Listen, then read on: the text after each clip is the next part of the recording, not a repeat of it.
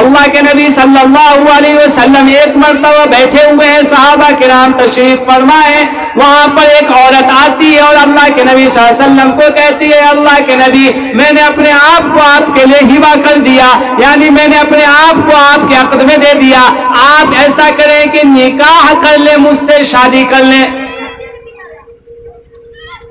اللہ کے نبی صلی اللہ علیہ وسلم نے کوئی دلچسپی نہیں لی، اپنے رخ کو پھیرتے رہے۔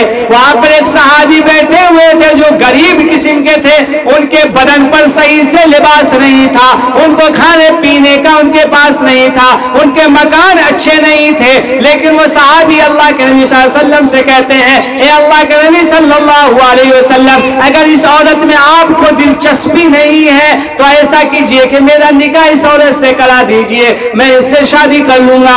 اللہ کے نبی صلی اللہ علیہ وسلم فرماتے ہیں کیا تمہارے پاس مہر دینے کے لیے کوئی چیز ہے؟ وہ صحابی کہتے کچھ بھی نہیں۔ فرمایا کچھ تو ہوگا، جاؤ گھر دیکھو وہاں سے لے آؤ۔ وہ اپنے گھر میں جاتے ہیں، لیکن وہ تو صحابی فقیر ہوتے ہیں، وہ تو غریب ہوتے ہیں، وہ تو کمزور ہوتے ہیں مالی اعتبار سے، اپنے پورے گھر کو ڈھونڈ دیتے ہیں۔ ان کے گھر میں کوئی بستر نہیں، ان کے گھر میں کوئی چاقو نہیں، ان کے گھر میں تلوار بھی نہیں، ان کے گھر میں کوئی بھی سامان کپڑا لتا تک نہیں، ان کے گھر میں انگوٹھی تک نہیں۔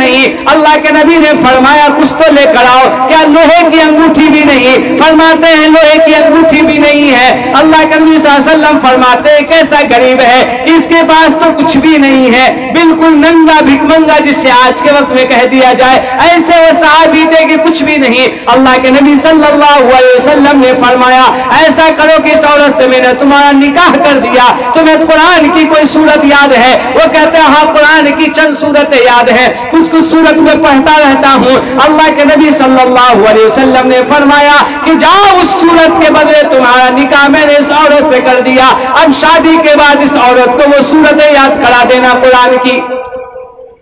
دیکھیں کتنا جلدی نکاح ہو گیا نا، شادی ہو گئی، کچھ دین لین ہوا، کچھ بھی نہیں تھا، بس قرآن کی سورت یاد کرا دینا ہے، یہ مہر ہو گیا۔ کیوں؟ مہر واجب ہے، بغیر مہر کا نکاح نہیں ہوتا۔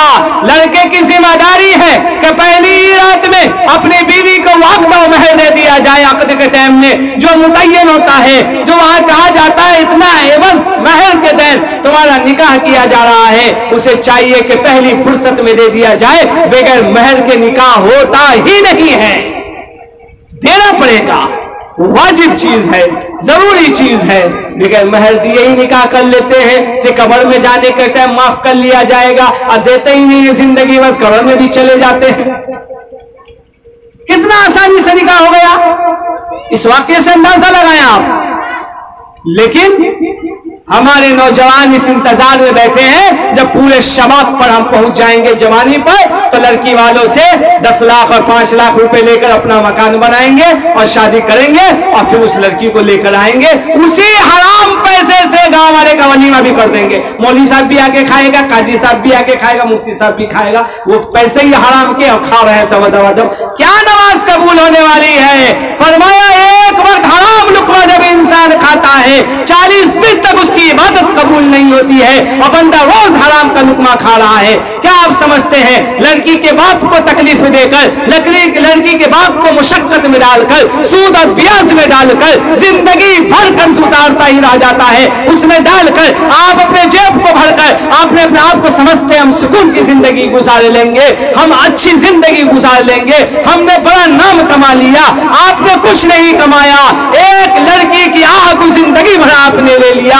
وہ جب جاتا ہے قرض کے بوجھ میں ڈلتا چلا جاتا ہے، دبتا چلا جاتا ہے، پریشان رہتا ہے زندگی بھر۔ یہ کس وجہ سے؟ ان نوجوانوں کی وجہ سے، جن نوجوانوں نے جوانی میں جہیز کے نام پر لڑکی والوں سے جہیز لیا ہے، اور لڑکی یعنی اپنے سسر کو